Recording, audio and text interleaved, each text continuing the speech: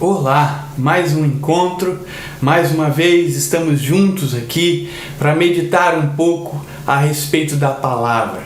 Esse é um vídeo da série de Casa para Casa e espero profundamente que esses vídeos, toda essa série, possa estar te ajudando em casa, nos seus momentos devocionais, com a sua família, com seus filhos. Que Deus esteja te abençoando. Esse é o profundo desejo dos nossos corações. É para isso que temos gravado esses vídeos, e nós temos a certeza de que eles são ferramentas abençoadoras, porque Deus tem nos inspirado a falar ao coração de cada um de vocês. Eu quero partilhar uma palavra em Romanos, no capítulo 12, dos versos 9 em diante. A Sociedade Bíblica dá a esse trecho o título de amor, mas eu queria falar a respeito de virtudes. Na realidade, eu vou fazer essa leitura e nós vamos recapitular de forma mais detida a respeito de algumas coisas que o texto revela e que eu queria ressaltar para vocês. Mas o texto diz assim: o amor deve ser sincero, odeiem o que é mal, apeguem-se ao que é bom, dediquem-se uns aos outros com amor fraternal, prefiram dar honra aos outros mais do que a si próprio. Nunca lhes falte o zelo, sejam fervorosos no espírito, sirvam ao Senhor. Alegrem-se na esperança, sejam pacientes na tribulação, perseverem na oração. Compartilhe o que vocês têm com os santos em suas necessidades. Pratiquem a hospitalidade. Abençoem aqueles que os perseguem. Abençoem e não os amaldiçoem. Alegrem-se com os que se alegram, chorem com os que choram. Tenham uma mesma atitude uns para com os outros. Não sejam orgulhosos, mas estejam dispostos a associar-se a pessoas de posição inferior. Não sejam sábios aos seus próprios olhos. Não retribuam a ninguém mal por mal. Procurem fazer o que é correto aos olhos de todos. Façam todo o possível para viver em paz com todos. Amados, nunca procurem vingar-se, mas deixem com Deus a ira, pois está escrito: minha é a vingança, eu retribuirei, diz o Senhor. Ao contrário, se o seu inimigo tiver fome, dê-lhe de comer. Se tiver sede, dê-lhe de beber. Faça isso. Você amontoará brasas vivas sobre a cabeça dele. Não se deixem vencer pelo mal, mas vençam o mal com bem. Esse é um texto poderoso da palavra, né? Acho que somos confrontados a cada verso, a cada linha. Deus nos confronta com esse texto. É um texto onde Paulo fala de forma muito poderosa, incisiva, direta e clara aos corações daqueles que querem ser igreja do Senhor Jesus Cristo. Porque se não direcionarmos, se não nos reclinarmos, se não assentirmos a esse texto e a esses conselhos, nós vamos estar sendo qualquer coisa que se pareça com a igreja, mas dificilmente estaremos sendo a verdadeira igreja do Senhor. Eu passei por esse texto e fiquei pensando a respeito, como eu disse, das virtudes.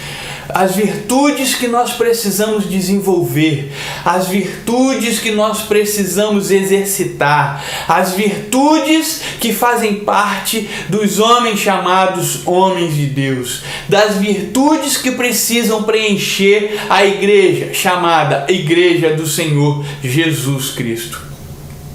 Não é uma tarefa simples, não é uma tarefa fácil, não é uma tarefa mágica, ou seja, eu levanto a mão para Jesus hoje e amanhã eu já consigo vivenciar essas virtudes de forma direta, objetiva, prática e fácil. Não é assim que funciona. Eu abraço a causa do Senhor e aprendo que preciso caminhar em direção a vivenciar esse modo de viver. O que Jesus veio fazer é transformar todo o padrão da terra. Veio reformular tudo aquilo que os homens pensam que construíram. Tudo aquilo que os homens têm repetido e aperfeiçoado, entre aspas, através do tempo. Jesus veio para trazer uma verdadeira novidade de vida. Quebrar paradigmas, quebrar instituições, quebrar convenções, para que o modo de vida de Jesus Cristo pudesse florescer através de todo aquele que se fez filho, através da aceitação de Jesus, de serem lavados pelo seu sangue, redimidos dos seus pecados e serem transformados em verdadeiros adoradores de Deus. Eu preciso aprender a tratar das virtudes. Eu sei o que são. Depois você olha no dicionário, tudo aquilo que é bom, tudo aquilo que aponta para Deus, para os princípios divinos, e o texto enumera de forma categórica, e eu queria ressaltar de forma direta e objetiva aqui com você. Verso 9, amar. A Bíblia diz que no final dos tempos o amor de muitos se esfriaria. Parece que nós estamos vivendo esses tempos onde o amor de muitos se esfriaria. Pais abandonando filhos, filhos abandonando pais, homens se matando, enfim. Mas esse texto fala um pouco mais a respeito de amar, porque é amar conforme o Senhor Jesus nos chama a amar. Amar não é simplesmente amar, mas odiar o mal, odiar tudo aquilo que é mal, é estar contrário a tudo aquilo que não é bom, é se apegar àquilo que é bom, justo e verdadeiro, que vem do Pai das luzes, do Deus eterno. Então não é só escolher o alvo do seu amor, é amar e odiar o mal. O verso 10 fala a respeito de unidade. E eu fiquei pensando a respeito de compartilhar, a respeito de família, porque a palavra usada é fraternal, amor fraternal. O texto diz: dediquem-se uns aos outros com amor fraternal. Prefiram dar honra aos outros mais do que a si próprio. Irmãos, que texto, que poder e que constatação do quanto estamos distantes e do quanto precisamos nos render à vontade de Deus, a buscar a grandeza desse texto. Unidade. Aprender a amar com amor fraternal é como eu amo o meu pai, a minha mãe, no sentido perfeito da relação, sabe? Porque, como eu disse, temos vivido tempos onde a figura desse amor fraternal ela se esvaiu de sentido, de significado, mas está na hora de nós reformularmos isso. Paulo nos chama, nos convoca aqui a viver essa unidade, a vivenciar esse amor próximo, esse amor que se sujeita a se sacrificar pelo próximo, e entender que melhor é honrar o outro do que ser honrado. Esse texto fala a respeito de unidade e fala a respeito dessa partilha, dessa bondade no servir e no vivenciar a realidade de uma relação. O verso 11 fala a respeito de zelo, serviço. E eu quero que você pense a respeito da vontade, da disponibilidade para trabalhar, da dedicação em fazer isso. O verso de número 11, sabe? Nunca lhes falte o zelo, sejam fervorosos no Espírito, sirvam ao Senhor. Olha, como eu disse, esse é um convite. Um convite a servir e fazer isso de forma zelosa, de forma a preencher todas as lacunas que são necessárias serem preenchidas. Faça com zelo, faça com disponibilidade, com vontade, sirva assim, sirva desta maneira, sabe? Cheio de alegria na esperança das promessas do Senhor. O texto vai tornando claro para nós, sabe, a necessidade de ser paciente e perseverante. Alegrem-se na esperança, sejam pacientes na tribulação, perseverem na oração. Precisamos aprender a perseverar.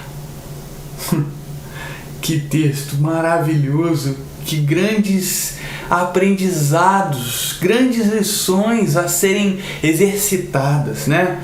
O verso 13 fala a respeito de compartilhar. Compartilhe o que vocês têm com os santos em suas necessidades, pratiquem a hospitalidade.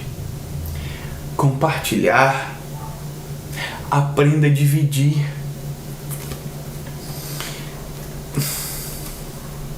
Não somos igreja de forma eficiente se não aprendemos a dividir. Aprender a dividir. O texto fala de ser hospitaleiro. E às vezes nós ficamos trancados dentro de nossas casas e não queremos repartir aquilo que Deus tem nos dado. Nós temos amontoados nossas riquezas, amontoados as nossas conquistas. E eu estou falando para você que, assim, amontoado nossas riquezas, e isso não tem necessariamente a ver com muito, porque tem gente que tem muito pouco e não é hospitaleiro. Não é o caminho mais comum. O que a gente tem percebido é que quem menos tem, melhor compartilha, mais divide. Mas ainda assim, é uma questão aqui, no coração. Eu preciso aprender a ser hospitaleiro, exercitar isso, mas aprender a compartilhar, a dividir. Irmão, isso é o chamado para a igreja. O texto diz mais no verso 4, sabe?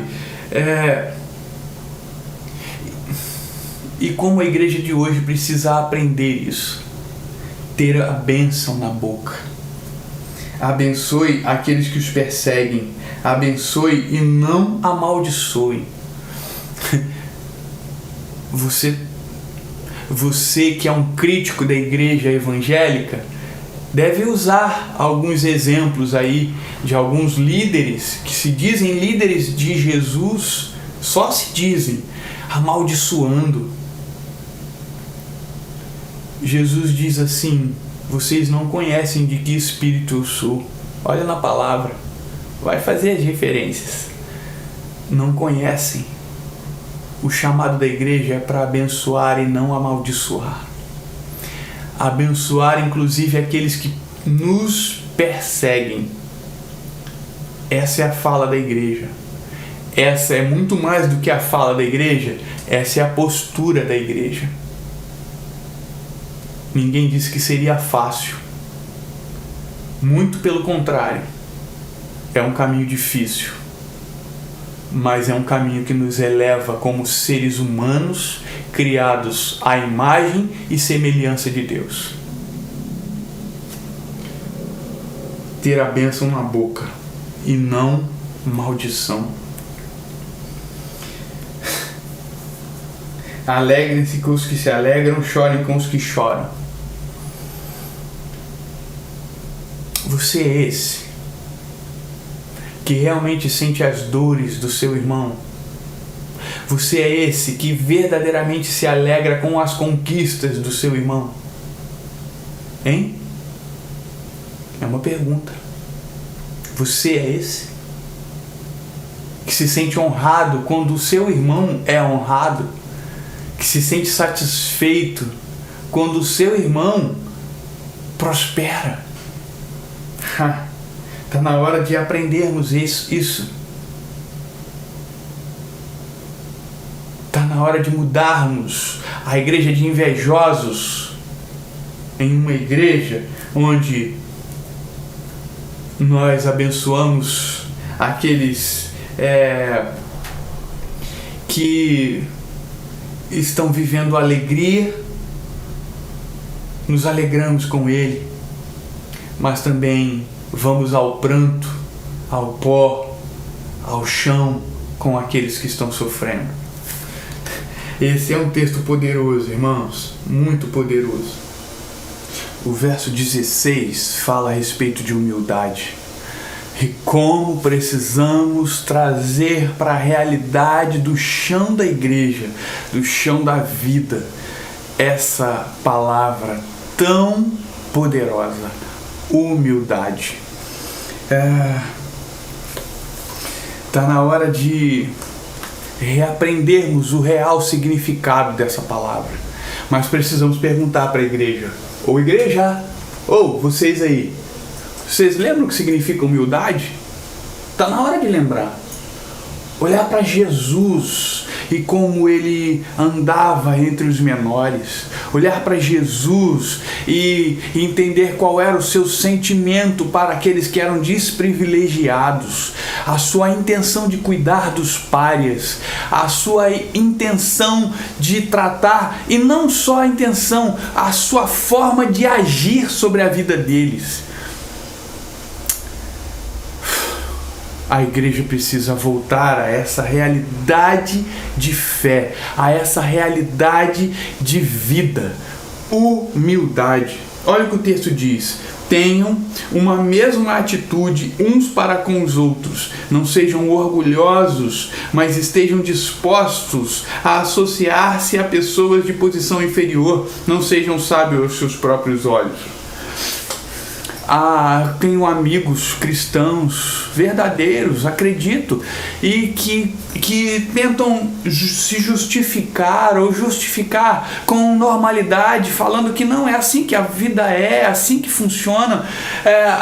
As igrejas que se colocam dentro de um recorte, dentro daquela pirâmide social, de uma classe mais alta ou de uma classe menos privilegiada, e a igreja se estabelece ali. E os iguais procuram esse lugar, né? Aquele que tem mais procuram aquele lugar mais elevado, e aquele que tem menos se sente mais confortável e procura esse lugar onde há pessoas iguais e mesmo, com a mesma situação financeira, econômica, social. E as pessoas vão lidando com isso como naturalidade, e eu quero que você entenda que o texto está falando que isso está errado, isso não é igreja. Isso se assemelha a um clube social, onde eu faço parte daquele que eu posso pagar, daquele que eu tenho iguais, daquele que eu tenho uma verdadeira relação com aquelas pessoas, mas o texto está me chamando a se associar com pessoas de posição inferior. Como é isso? Então aquela igreja que está elevada socialmente só se relaciona com aqueles que estão abaixo, com ofertas, com um cuidado social, com esmolas. Não é isso que o texto está falando. O texto está falando, e eu faço questão de frisar, disposição de se relacionar. Às vezes não é algo natural, mas é um exercício que eu preciso cumprir para que eu tenha relação com diferentes. há necessidade da igreja reunir diferentes, para que a gente entenda como que a gente precisa agir e falar e estar e ser, dividir o pão, dividir o que a gente tem. Esse texto nos traz a grandeza de virtudes elevadas, e às vezes a gente quer viver a nossa vida e a gente não se preocupa definitivamente com o outro, com o próximo. Está na hora de mudarmos isso. Igreja do Senhor, está na hora de você adotar uma nova postura, encontrar um novo olhar e vivenciar essas realidades. Exatamente como o chamado de Paulo escrevendo aos romanos, escrevendo à igreja que se reunia em Roma, para que você entenda que a igreja é esse lugar de diferentes classes, diferentes raças, etnias, línguas, povos. É assim que aprendemos e é assim que crescemos, é assim que vamos além. O texto de Provérbio diz que o homem é como ferro e o ferro se afia com ferro. É nesse atrito que somos elevados. O texto ainda traz um conselho ali no final do verso de número 16. Não sejam sábios aos seus próprios olhos. Qual o valor de ser sábio aos seus próprios olhos? Qual é o valor? Que conselho bom, né? Não seja sábio aos seus próprios olhos. O texto vai além. O texto fala de retidão no verso 17. Retidão. E o texto fala de ser exemplo para todos os homens. Eu acho isso muito importante. Eu acho isso muito interessante, inclusive. Não retribuam a ninguém o mal por mal. Procurem a fazer o que é correto aos olhos de todos. O que é correto aos olhos de todos. A sociedade precisa nos enxergar, nos esforçando para fazer aquilo que é correto aos olhos de todos. Isso não tem a ver com se amoldar a essa terra, tomar a forma dessa terra, desse tempo, não, mas fazer aquilo que é correto. Eu fiquei pensando muito nisso aqui, porque às vezes nós nos acomodamos a fazer aquilo que é correto e aos iguais, né? Acabei de falar de humildade e tem muita relação com a igreja, e às vezes a gente eu faço o que é correto aqui, os outros são os outros. Está na hora de nós entendermos isso. Os outros vão nos olhar e eles precisam enxergar essas virtudes florescendo na igreja do Senhor Jesus, florescendo na minha vida e na sua vida. Retidão. Verso 18 diz: buscar paz. Que texto poderoso, que conselhos, que chamada a uma vida elevada. O texto diz assim: façam todo o possível para viver em paz com todos. O texto não diz que era para viver em paz com os iguais, aos crentes. Viver em paz com os irmãos de fé. O texto diz que é para viver em paz com todos. Isso é importante. Eu e você, nós precisamos entender e colocar em prática, no que depender da igreja, no que depender de mim, no que depender de você, no que depender de nós, que haja paz. Essa é a palavra da Bíblia, essa é a palavra de Deus. Faz todo sentido olhar para o texto de Mateus capítulo 5, que fala das bem-aventuranças, e faz todo sentido entender o que está no verso 9. Bem-aventurados são os pacificadores, pois serão chamados filhos de Deus. precisa haver em nós essa postura de buscar a paz. E isso faz com que sejamos reconhecidos como filhos de Deus, porque vivemos em paz. Nós nos esforçamos para viver em paz. Quando nos chamarem para a luta, nós procuramos a paz. Quando o mundo clamar por guerra, nós procuramos o caminho da paz. Isso não quer dizer que a gente se acomoda, que a gente se esconde, que a gente não se posiciona, mas nós nos posicionamos em uma postura de paz, em uma postura de retidão, de santidade e de paz. É isso que o texto nos ensina, é isso que o texto fala, é isso que a gente precisa entender e colocar em prática. E se já está, se as virtudes já estão para muito além de nós, se a gente já precisa mudar tanta coisa, o texto ainda vai além. O verso 19 diz assim: amados, nunca procurem vingar-se, mas deixem com Deus a ira, pois está escrito: minha é a vingança, eu retribuirei, diz o Senhor. Às vezes a nossa postura é essa, né? De nos vingar. Às vezes a nossa postura é essa, de retribuir o mal com o mal, de não dar a outra face. Mas esse texto fala que eu preciso buscar a paz. Esse texto fala que não me cabe a vingança é do Senhor. E o verso 20 me mostra como exercer isso, porque não é simples, eu sei que não é. Eu sei que não é simples. O verso 20 diz assim: ao contrário, se o seu inimigo tiver fome, dele de comer, se tiver sede, dele de beber. Fazendo isso, você amontoará brasas vivas sobre a sua cabeça. Entenda que essa é a prática que quebra todos. Quebra o inimigo, que na hora que ele precisa, você leva o pão de sua necessidade. Quando ele tem sede, você leva até ele água.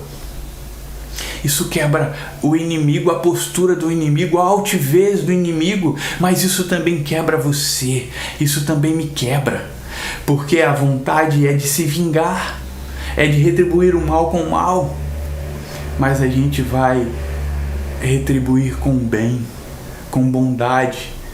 Isso vai agir em nós. Nós vamos sentir que esse é o caminho de agir, de viver. Esse é o chamado de Jesus para nossas vidas. Precisamos aprender. Exercite isso. Exercite isso. E já encerrando. Verso 21. Você precisa aprender a lutar com essas armas. Não se deixe vencer pelo mal, mas vença o mal com o bem. Vença o mal com o bem, irmãos. Olhe para esse texto e, como eu tenho falado desde o início dessa mensagem, esse texto fala muito ao meu coração a respeito de virtudes. As virtudes que eu preciso cultivar, as virtudes que eu preciso plantar em meu jardim, porque às vezes eu as desconheço, mas eu preciso trazer para a minha realidade de vida. E aí eu lembrei de um texto em 2 Pedro capítulo 1, verso 5, diz assim: por isso mesmo, empenhem-se para acrescentar à sua fé a virtude, e a virtude o conhecimento. Chegou a hora, sabe, de nós que caminhamos em fé, que acreditamos em Deus, que servimos ao Senhor Jesus, acrescentarmos à nossa fé as virtudes. Porque se nós só falarmos do Evangelho e a gente não viver o Evangelho, a nossa palavra é vã, é uma cisterna rota, não faz o menor sentido. Olha para essas virtudes e são tantas, sabe? Amor, unidade, zelo, alegria na esperança, pacientes, compartilhar, ter a bênção na boca e não maldição, se alegrar, chorar com os que choram, humildade, retidão, buscar a paz, deixar a vingança com o Senhor. Lute com essas armas, viva com essas armas. Eu tenho certeza que você vai viver de uma forma mais leve. Eu não estou falando que a luta vai ser menor, mas mais leve, com o espírito tranquilo no Senhor, com o espírito consciente de estar fazendo o caminho correto, o caminho de Deus, o caminho que nos eleva. Viva essas virtudes. Essa é a palavra que eu separei para você nessa tarde, noite, sei lá, nesse momento que você está assistindo. Faça desse momento e da sua meditação em grupos caseiros, você sozinho em sua casa, volte a esse texto, reflita sobre cada uma dessas palavras e cada uma dessas virtudes e viva de forma elevada no Senhor. Você e eu não somos capazes de colocar tudo isso em prática sozinhos, mas o Senhor nos chama e nos capacita a tal. O Espírito de Deus vive em nós, o Espírito de Deus vive em você, irmão. E Ele sabe exatamente como fazer tudo isso vir à tona. Dá espaço para Ele trazer à tona, trazer à superfície da sua vida essas virtudes tão elevadas. É assim que a igreja vive. É só assim que a igreja vive.